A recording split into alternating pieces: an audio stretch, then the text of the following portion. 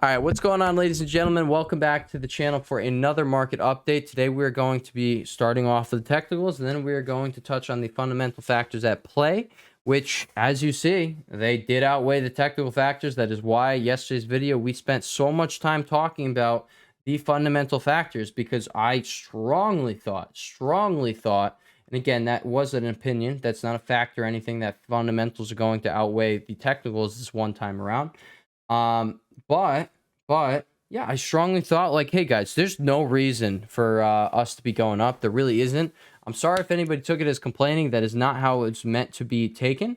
All right, I'm telling you guys right now, if anything sounds like I'm complaining, just realize I don't have a bias, and I'm just talking about all of the factors on the table. If there are bullish factors coming onto the table and most of the market is bearish, I'm gonna start. It's gonna be the exact opposite. It's going to be me providing a bull case, whereas the market is having, hey, this is the bear case. But as you saw yesterday, everything was bullish. Every single possible technical factor was bullish. But as of today, that is all switched up. All right, and that is the power of having that big picture point of view. You don't get trapped. We didn't get trapped over here. We didn't get trapped over here. And I mean, if you guys did the right thing, all right, you would have ended up adding to your position. Now, I will tell you guys right now, I didn't get to add this morning. All right, I saw this 3-minute divergence popping up over here, right here, and then it didn't end up like doing anything. I didn't get a valid entry, so I didn't re-add to my position. All right, or not re-add. I didn't get to add to my position. That's fine. I got the extra December contracts. I added 5 up here. I added some over here. Actually, I think I added 10 down here. And only 5 up here. I do wish I got to add more. Like, this was my heart was screaming that, hey guys, this is a bull trap, guaranteed. Like, why did this happen on the I'm not going to say the worst data report that we've gotten this whole bear market, but it was the nail in the coffin, in my opinion. Hey guys, the Fed is not doing anything. That is exactly what that report shows the Fed. That's exactly what the report shows the market. CPI did not come in good. Okay, it came in extremely hot. That is not something you want to see a year after they started pretty much tightening up the financial market.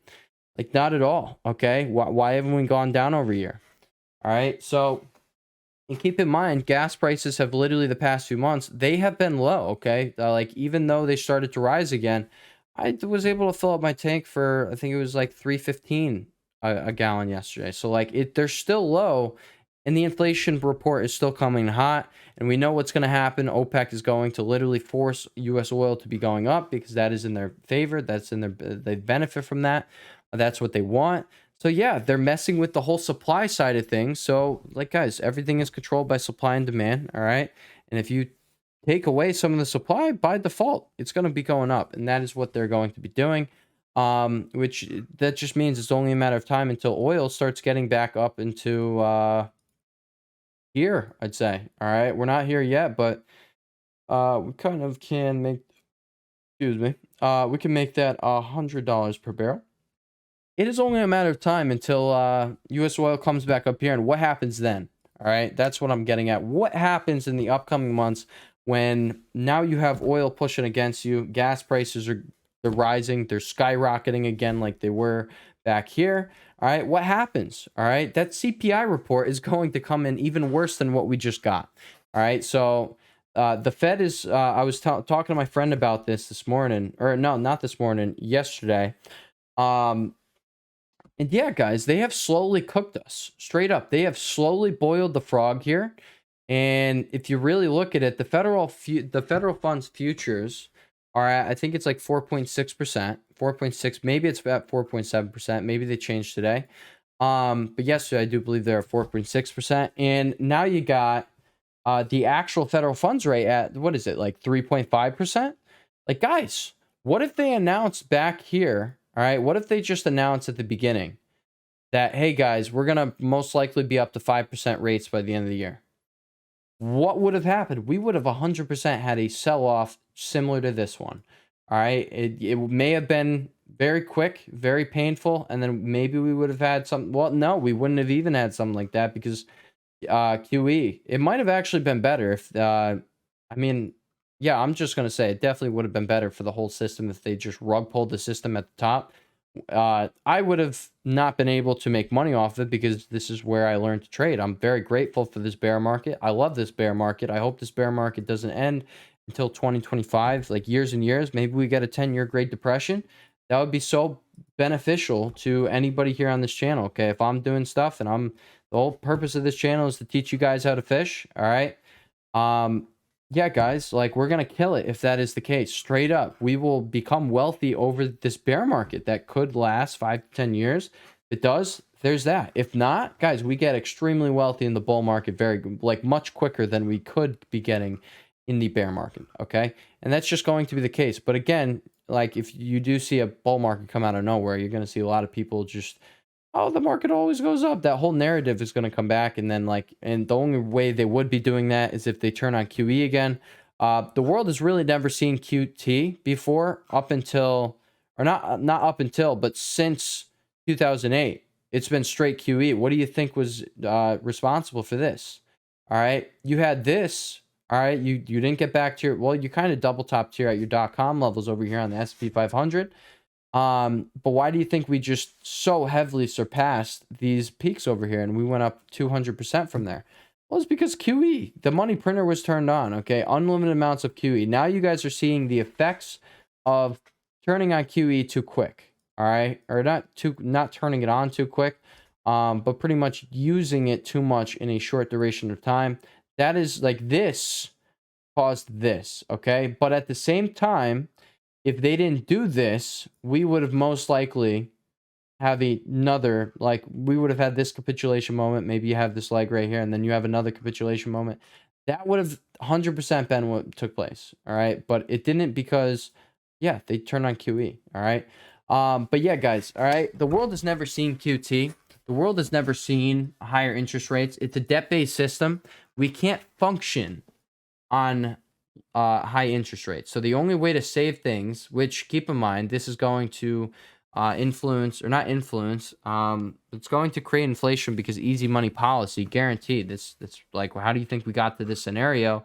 You do what we did before, you're going to have the same exact outcome. So I mean, everyone knows they can't do it again. They can't until the system resets. All right, it needs to reset. They need to suck the liquidity out of the market, and that's pretty much what's going on. Or not even the liquidity. I guess it's kind of the liquidity, because they are providing the liquidity for the market through the bond market, through the stock market, through the bond market, and that's where they're sucking out the money from.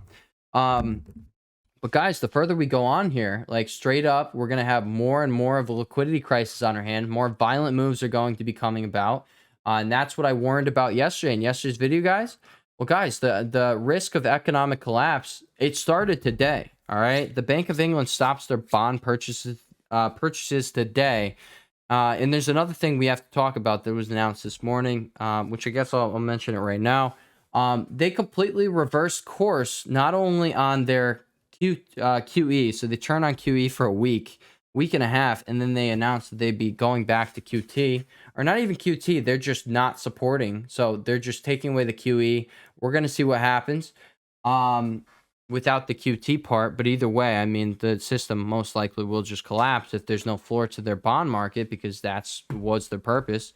So yeah, I mean, that's something over there. But what they also announced is today they will be raising the highest tax bracket next year. Like they are not raising the tax bracket, raising the amount of taxes that get taken in the highest tax bracket. So they're pretty much reversing course on their whole, we have a nation of entrepreneurs, we want to influence economic growth, we want people to go out and do what entrepreneurs do, so we're going to lower taxes for anybody who does so. Well, guys, they announced they want to, I believe, again, don't quote me on any of this. This is stuff I read on Twitter, Fast Stock Market News, Walter Bloomberg, and other sources. Some come from Meet Kevin, some I just find on my own somehow on the internet. Some I find in comment sections on Webull. I don't know, all right? But I'm typically catching all the news as it comes out, just because it is important. If you are going to be a trader in the market and you do watch intraday and you need to make decisions, yeah, guys, have a news outlet that is reliable. Fast Stock Market News, Walter Bloomberg, there you go. But yeah, guys, they are not going to be uh, doing their whole plan to pretty much entice entrepreneurs to do their thing. So that's not good. So they've completely reversed course on two promises now that were made. Like, I'm talking within the past month. One was made, and then within 2 weeks ago, one was made, and they've already reversed course. So once they let things fail over there, which that's what would happen if we reverse course, guys, that's what would happen. All right. People are clowning on the Bank of England for doing that. Well, what do you think would happen if we turned on the money printer? So we took off QT right now and immediately started with QE. And then like 3 months down the line, boom, we say, oh, we can't do that anymore. All right. We're going back to QT and we're taking away QE and we're raising rates. Well, dude, the Fed's credibility here in the US would automatically go down. That's straight up what's happening over there. You guys are seeing it in real time. That's what happens when you have a flip-flopping Fed. All right. Now, luckily, they did their flip-flop here over a lot of time. And then also when they flip-flopped here, again, it took a lot of time to play out. All right. Like the whole transitory inflation thing, that's what was going on over here. All right. Well, down the line, they exposed that the transitory inflation thing is not a thing. Inflation is here to stay. And yeah, it is here to stay unless they tighten up their policy. And the CPI report that just came out showed that, hey, guys, nothing they have done has worked. All right. So that's that. All right. So let's go over the technical analysis. I think actually, I don't even know if we've covered any TA. We talked about what really matters. And that's like, hey, guys, middle of next week, my projection is that we are going to be hitting new lows. That is based off of, hey, guys, not only did we just get a really bad CPI report that automatically is going to make the market have to price in a higher federal funds rate by the end of the year.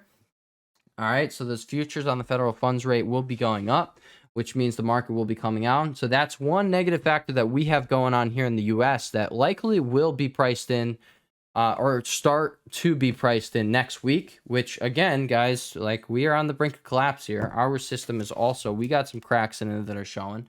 But then you also have the crisis over there that could act as the first domino in the fall of all world's financial systems. Okay. Like seriously, economies around the globe can start collapsing and it all starts with one collapsing. All right. And like the Bank of England, it's not like they're small people. Okay. Like straight up, this is like not the equivalent of the US Fed, but in my mind, at least, they're number two. Okay. That's who I hear about the most, at least. And I don't hear about too much about the Bank of Switzerland over there. And I mean, I just don't hear about it. Okay. I'm just saying, guys, it's a big deal that is taking place. A big deal. All right. And I guarantee if pension funds collapse over there, people who are retired are going to start panicking. They're going to say, oh, I got to take my money out the market. I can't go broke when I'm retiring. All right. That is not what everyone wants. But that in turn is going to cause panic. That's going to cause a collapse, okay? And that's what is at risk here. All right, so let's quickly go over the TA here, and we will wrap up this video, a shorter video today. You have your stochastics about to cross down over here on SPY. They haven't crossed yet. You have your CCI is starting to hinge. That was a sloppy circle we got right there. And very clearly, you are hinging down on your RSI over there. Now, I do want to point out, no, you don't have as big a volume as yesterday, but that's expected, all right? That was CPI. We told you guys, either way it goes, you're going to have big volume on CPI days. That's just going to be how it goes, all right? But what I do want to say is this volume here is bigger already, and we didn't even get the end of the day spike in volume. By the way, guys, algos kick in, sell and buy and sell algos kick in at 3:30 or 3:35. So, if you're overbought, they're likely to send you down to oversold and vice versa. All right. So just that's something everyone should know about. All right. But we come over here to the daily time frame. Even though we didn't surpass this volume candle, guys, this is still like higher volume without the end of the day volume spike than we've had over here. All 3 of these days. All right. Maybe we're going to reach the volume spike we saw this day where we had a almost 3% drop on the SPY. That was the start of this whole bull trap being like completely taken away. All right. Like the move was being given back. So that's just something to think about, guys. Volume is not, it's not supporting this move that we got going on. I told you guys yesterday, all technicals were bullish. There really was no technical factor that wasn't bullish. All right, today everything changed. All right, jumping over to QQ's daily time frame, we have your stochastic actually crossing down. I think the blue one is lower. Yeah, so blue one lower than the orange one right there. I think it's stochastic K and D. I don't know which one's which. I'm going to be honest. I probably should start educating myself on that. But either way, you're crossing down on your stochastic. You're hinging down on your RSI, and you are hinging on... No, I can't say you're hinging on the CCI here. I cannot say that. But either way, you do have your stochastic crossing down. And we also, what happened last time you crossed down, that was on this day that you started. Yeah, you started the cross down on this day, and then boom, within one trading session, you went all the way down here. And you had a $12 move down. Within a few trading sessions, you had a massive, almost $20 move down. Just saying, guys, that would bring us past lows. And again, I mean, it's just another point of panic. They've been doing a real good job at providing these bull traps and pretty much like tricking the crowd. Hey, guys, we're not falling off cliff. But I'm serious, guys. They're nothing more than what I just said. They are bull traps. They are meant to suck people in. They're meant to shake out puts. You don't think a lot of puts were covering yesterday? Do you see this candle? I didn't see this coming. That's a 3% candle in 1 hour with the most massive volume spike you've ever seen. All right, straight up. It's there, okay? Like straight up. It was there. People were panicking, but it was the put side. People were panicking to FOMO buy. People are panicking to panic sell their puts. Like it was a crazy hectic day yesterday. And there's only been 4 or 5 days in the whole market's history that has taken place. All right. And that's why I was saying yesterday, this is either a bottom or a top. It is a big day. And I mean, we do know the fundamental factors are at play. We are going timber. All right. Unless the Fed steps in. And again, the Fed can't step in unless they want to create a USAlia. I was trying to combine US and Venezuela. Unless they want a Venezuela-like nation here where the currency just gets printed into oblivion. And it's not even just here. It's around the globe. All right. If the US does something and puts their foot down, we are the superpower of the world. Okay. Everything is involved with the US. All right. So if the US does something, you don't think other economies are going to be doing this. Other world banks are going to be doing this. It's going to be rough. All right. It's going to be very rough.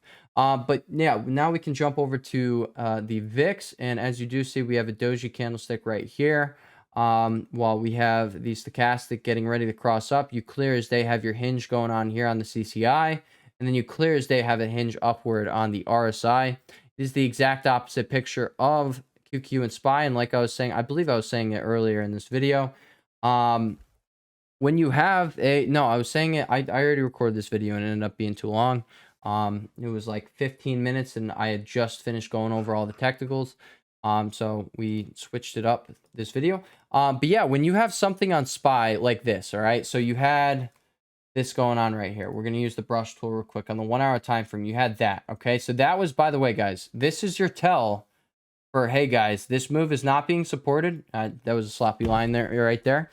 But that move was not being supported. Like I saw that coming from a mile away. Like that is what you guys got to look for. It's the same exact thing over here on QQ. You might have had it on Bitcoin. Oh, what is that? You had a bearish divergence going on here. Oh, another, well, I guess you can't call that a bearish divergence right there. But either way, you had something going on over there on the bit of corns. And we had already seen that 4 hour divergence play out here on SPY and QQ.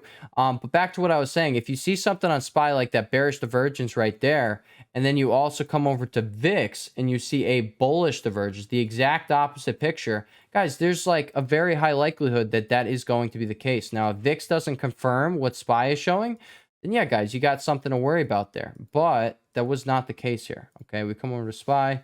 Let's take that off right there. We'll take that off right there. I think that is pretty much it. The last thing I'm going to leave you guys with is the weekly time frame. All right, we come over to the weekly time frame. You have QQQ right here. We could take over that little thing right here. And I do want to point out, guys, another down week with inclining volume. All right, you see this right there, that bad boy right there.